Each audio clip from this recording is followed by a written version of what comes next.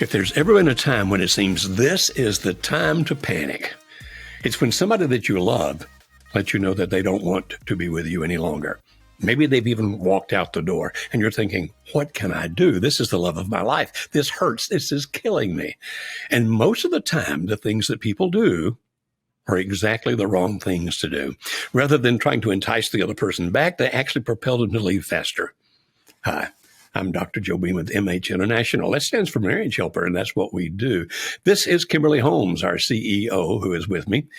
We realize that this hurts. We realize that it's scary. We realize that it's like waking up in the middle of a nightmare and finding out the nightmare is real. We hurt for you. We hurt with you. We have witnessed this so many times. And many of the people who work with us at Marriage Helper have been through it themselves. About 95% of the people who work with us actually started off as clients. So the first thing we'll say is, please don't panic. And I know that sounds ridiculous. It's like saying to somebody who's worried, don't worry. And they go, oh, I'm okay. I'm fine. But panic is the natural result when you're losing something that you care about and that you love. Instead, if you possibly can, you need to do some things where you can regain control of your emotions. So today, Kimberly, on Relationship Radio, let's talk about that. What do you do when the spouse just walked out the door? Yes. Spouse, significant other. I mean, this can be applied to several different types of relationships. But as you were saying, it tends to be the tendency that when that person that you love so much walks out, you emotionally lose it. You tend to just start grasping at whatever you can to try and to get them to stay, saying things, anything to try and get them to turn around and walk back in, sending multiple text messages as they're leaving. I mean, you even knew the couple that gave the story that when the husband or wife was leaving, I think it was the husband, the wife went out and followed him and started hitting her head against the pavement. The concrete driveway, yes. Yeah. Mm-hmm. Until, as she phrased it, blood flowed like a river. And then she said, and he still left. We aren't necessarily rational in this state, and it tends to push the person that we love further out the door even quicker. We're doing it. I mean, just thinking about the psychology of it, we're doing it because in us, we're thinking, if I can do something that will just play on their guilt, if I can get them to see how much pain they're causing me, then surely how much they love me, all of the things, the regret that they would feel, the guilt that they would feel will come rushing to them, and they'll turn back and not want to cause me this much pain. But it tends to work in the exact opposite. It pushes the person further away because they think, see, this person is crazier than I thought they were. I need to get out. I have to get out. So the first thing that we want to say to people is don't panic. And this sounds similar to telling someone with anxiety, just calm down. There's nothing to worry about. I mean, okay. Everything going on in your body is telling you to panic. So how can we really break through those mental systems happening and calm down in the midst of such extravagant fear? Okay, the first thing I would say there is, and the way to not panic is stop trying to do anything that will in some way try to convince another person to stay, because that was just going to feed the panic. You see, we tend to think the other person feels what we're feeling or thinks the way we think. And in a situation like this, you guys are on extreme opposites of the way you're thinking and feeling. So under don't panic, we'd say don't do anything. Don't yell, don't scream, etc. Instead, you may need to, if you have anti-anxiety medicine, maybe now is the time to take it. If you can sit down and somehow calm yourself down, if you know how to do that, great. But what you really want to do here is to quit focusing on the fact that he or she's leaving and start focusing on the fact that you need, if you're going to be able to save this relationship, which we hope you can, and we have seen happen thousands of times over the 30 years we've been working with marriages, then you'll need to somehow take control of yourself and to find some inner peace. Now, Kimberly, you study this kind of thing. Mm-hmm. So what kind of things could they do on the short term? Yeah. Well, again, listening to something like this to tell you that this is what you need to do is going to be what helps you do that, because it's not going to come naturally to do things to calm down. But you can do things like mindfulness or meditation. A great one, an easy one, a very accessible one is 4x4 box breathing, where you breathe in for 4 seconds, hold it for 4 seconds, breathe out for 4 seconds, hold at the bottom for 4 seconds, and do that for 2 to 3 minutes. Is it going to take all of your anxiety and fear away? No, but it can begin to actually clear your amygdala, which is that system in your brain that initiates that fear or flight response, and can get you to start at least thinking a little bit clearer. It can also help if you do something to move your body, because you have tension. You have a lot of stuff built up in you. So go for a walk, go for a run, do some yoga, do something to just physically move and get those physiological responses. Your muscles are ready to do something. So do something to get that energy out of your muscles can help you calm down as well. Take a bath, call a friend. Now that one's a little tricky. We'll get to that one in a minute, but you may want to call a friend and vent and just talk about everything. That may not be the right answer, but if you can surround yourself with people who are going to help you calm down, if you have a trusted person or source that can help you do that, then that's very effective. Yeah, and we'll talk about that next, but let me add one thing here. You might be thinking, okay, then what maybe I need to do is to take a drink. Be careful with anything that you might misuse here because of your pain. Now, if you could take a sip and a glass of wine, for example, and it helps you calm down and you can stop there, I can see that could work. But you understand that the likelihood, because of the pain and the panic, is that you're not going to stop with a glass of wine or with a shot. You're going to keep going and keep going. And the next thing you know, you're going to be inebriated or at least out of control further than you were before. And that's when you'll wind up making some really dumb phone calls and doing some really dumb things. So be very careful about using things like that to help you calm down, because you can lose control over that very quickly. Let's move to the second thing then. You see, the second thing we'd say don't do is don't start telling everybody you know. Don't throw your spouse under the bus where you're actually aligning people against him or against her by telling her or her parents or best friends or whatever it might be. Because if you do that, it's going to make it that much more difficult for the spouse to come back. Why? They're going to feel like you poisoned the well. Like, the people that matter to me, you have done your best to turn them against me, and I'm holding that against you. So we certainly say don't do that. Don't throw them under the bus. But what Kimberly just said may be essential. If you have that really good friend, or maybe you have a counselor that you can call if so, or your pastor or minister or rabbi or imam, someone who can actually help you stop and be calm and think this through, then do that and vent a little bit, as Kimberly said. But you need to think a little bit before you make that phone call or go to see that person or ask that person to come to see you, to make sure of a couple of things. Number one, can I trust this person not to spread it everywhere? Number two, am I sure this is a person who is on my side? Meaning they'll be wanting to help me save the marriage rather than feeding me all kinds of junk about what I should do to punish my spouse. And number three, meaning that they themselves don't have any designs on you. Because in your pain, if they have any kind of designs on you, so it's the guy next door, he's been my good friend, I can vent with him about everything. He on occasion tells me how pretty I am, I think I'll call him. We'd recommend that not be the person you call. Because of the fact that if he already has some designs on you, even if they're minor, and he sees you in pain, he's going to try to envelop you to take care of you, not even with bad motives to begin with.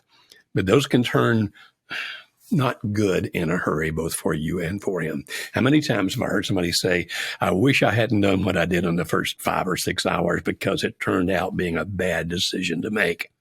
So we need to be somebody who is safe, somebody who will listen, somebody who will be on your side.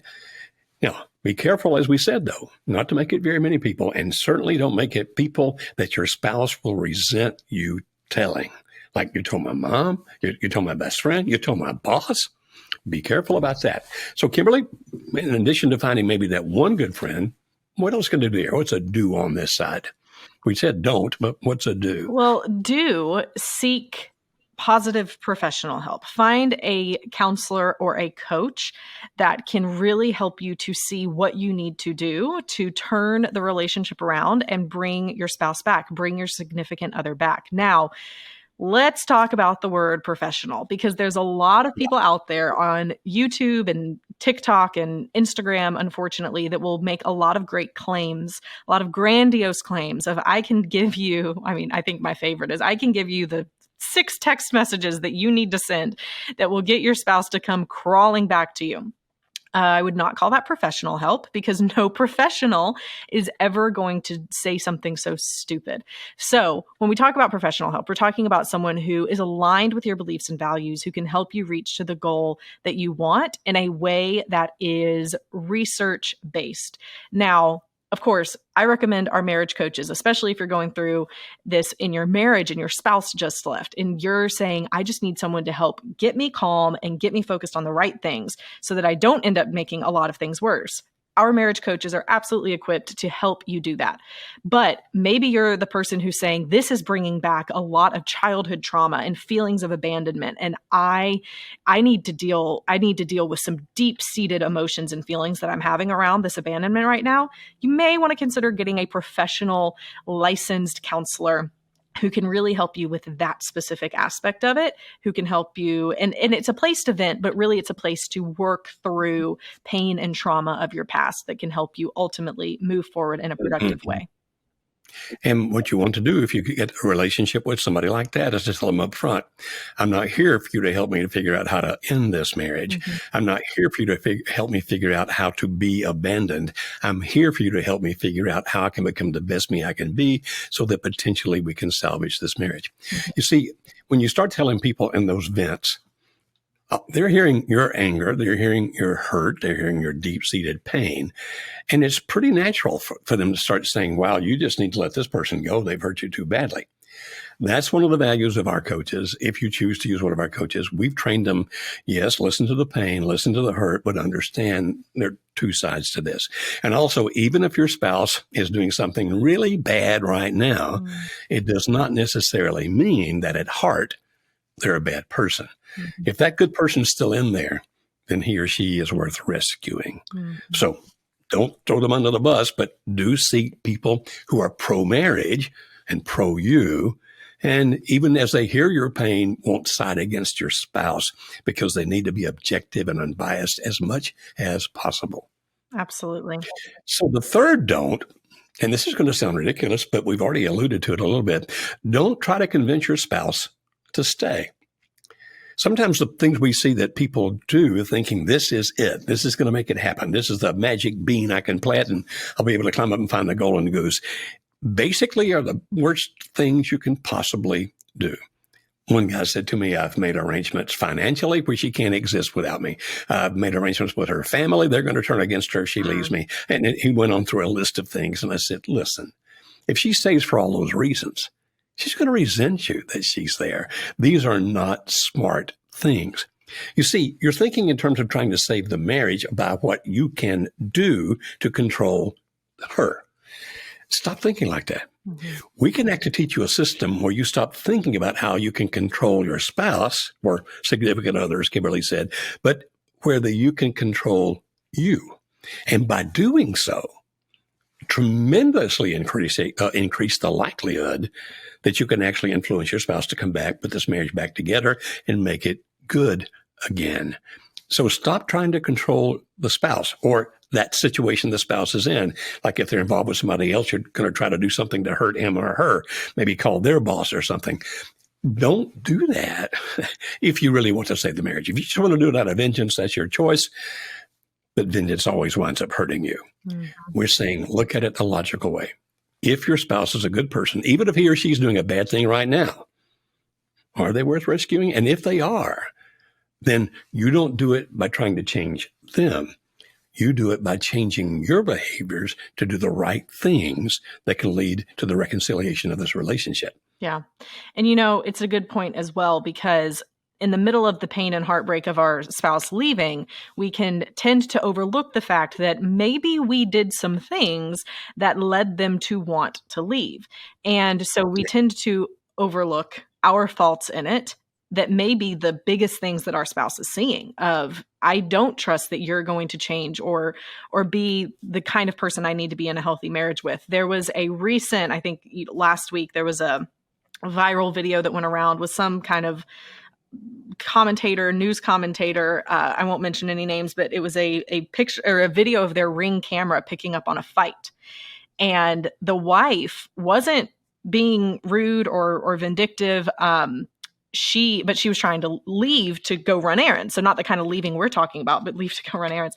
And the husband was just saying things to her like, unless you're more disciplined, unless you can live the kind of life I do, you don't deserve to be able to go and take this car. And he was just berating her. And she kept saying, I love you, but this is not okay. And he just kept retaliating. And in his mind, he was the one making sense. He was the one in the right. But I'm not saying our listeners. I believe our listeners are way better people than how they treat their spouses than that. Obviously, they are. Obviously. But sometimes we don't realize how we come across in the midst of a tense moment, in the midst of, like we said in step one, of getting calm. When we're not calm, we may say things or do things that come across to our spouse, not just begging, but incredibly controlling. And so that's why it's important to really think about, how am I coming across to them? And how do I not convince them to stay in my words? But how do I change who I am to be the kind of person they want to be around? Even if you're wonderful already. That's right. You can become better. Yeah. So rather than trying to convince your spouse to stay, trying to control him or her, we say, we'll help you if you'll allow us to assess what's really going on, to understand the situation. And as Kimberly was alluding to, sometimes that means you'll learn some things about yourself where you'll go, wow, I see how I contributed to that. No, we don't beat you up. We don't make it all your fault, but we also don't beat up your spouse and make it all his or her fault. It's a matter of, okay, we see the marriage as the client, and it's like, how can we help you? But also at the same time help that marriage. And so if you're going to do some good assessment here, be honest about what he or she's doing, but also look at some of your own behavior, not to make you the bad guy, but if you're going to become the better person than you are now, and everybody can, then you're going to have to do some assessments to understand, what should I change and how should I change it? And in the middle of all that, Kimberly, another don't very quickly is, don't allow other people, including us, to tell you what to think, what to feel, or what to do. You understand that you need to make your own decisions here. And so if your mom says, I always knew he was a jerk, you need to divorce him right now, be very careful about taking mom's advice. Not because mom is bad, but because mom loves you and she's mad that this guy's hurt you. And so be careful about listening to your family. Be careful about listening to your friends. And sometimes you need to be really careful about listening to marriage counselors, because there are some marriage counselors whose agendas basically are based on their own pain. This man hurt me, or that woman hurt me. And whether they realize they're doing it or not, they put you in a position of paying back your spouse as kind of a way for them to get back at their own spouse. And so you've got to be real careful, because everybody's human. Now, what we do is we'll teach you. We'll teach you the principles. We'll teach you why those principles work. We'll actually refer to the research upon which those principles are based. But we always leave it to your decision. So, for example, if you were talking to one of our coaches and said, what should I do? The coach would say, well, let's look at everything and then help you think through what to do. But it's your decision, not mine. So don't allow other people. Learn your own options, make your own choices. And one other thing, Kimberly, don't assume it's all over. I know that people think that's crazy. He just moved out. He moved in with that other woman, or she just left me. She's now living with that guy. What do you mean don't assume it's all over? Yeah, this is the most common thing that we deal with in the clients that we work with and the people who contact us. They'll say, well, they said that they want out. They filed for divorce, or I asked them to work on the marriage with me. They said no. Therefore, it's all over. I'm just going to continue with the divorce. Oh my goodness. There's so much opportunity of things that you can begin working on that will absolutely help to turn your marriage around. The workshops that we do for over 24 years now, they have been incredibly effective in situations where one spouse wants out, doesn't want to be there, doesn't want to work on the marriage, and still historically has had over a 70% success rate at saving marriages. So your spouse doesn't have to want to save the marriage in order for you to begin working on doing the things that can lead the marriage to ultimately be put back together, reconciled, and stronger than ever before.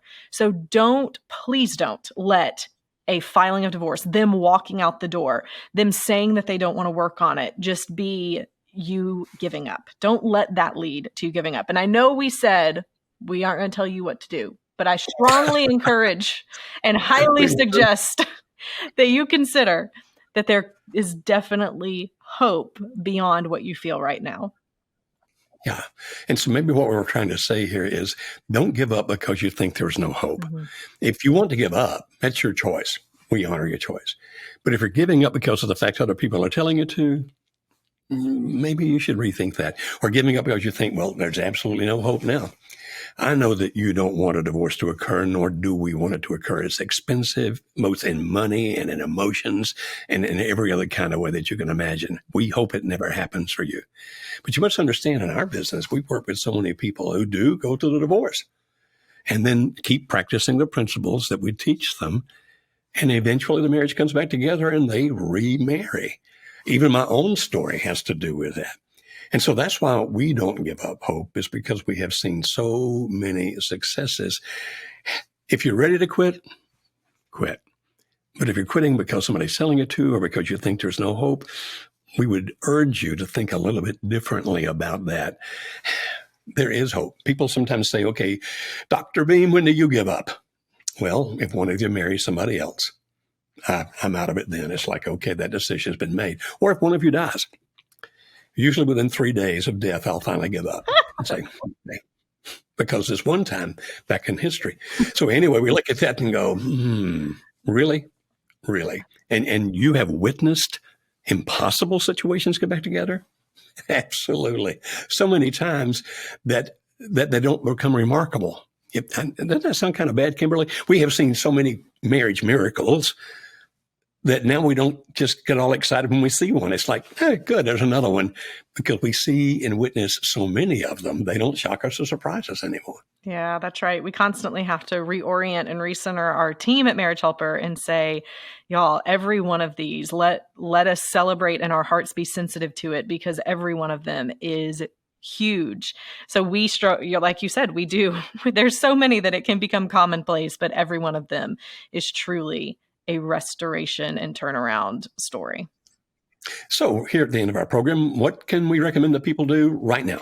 If you're listening to this and thinking, man, I want over a 70% success rate and chance of my marriage being saved, and you realize that maybe your spouse is reluctant right now and they want out, but you want to understand what it could take and how you could approach them and how you could ask and things that you can do in the meantime to really put you on the journey to saving your marriage, kind of in the waiting period that you're in, then it is the perfect chance for you to talk with someone on our team, one of our workshop advisors, to understand how our workshop can help you and things that we can even do before your spouse agrees to go to the workshop that can begin to help you get calm and understand the things that you need to do. If you're ready to speak with one of our workshop advisors, you can go to marriagehelper.com/workshop, WORKSHOP, and you can schedule a time there to speak with someone on our team about the workshop and how we can help you to get there. Thank you for joining us on this episode of Relationship Radio, and we will be back next week with another episode. We'll look forward to seeing you then.